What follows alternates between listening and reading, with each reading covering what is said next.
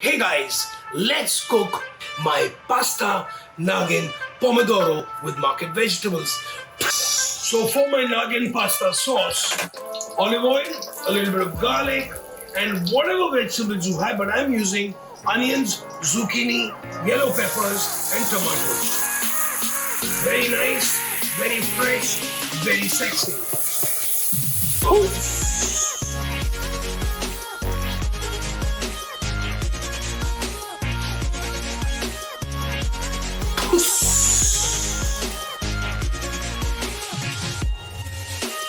So finally some grated Parmesan cheese. Lovely. On top of this. And lastly, some fresh coriander. Penne in a Naagin hot sauce. Ready.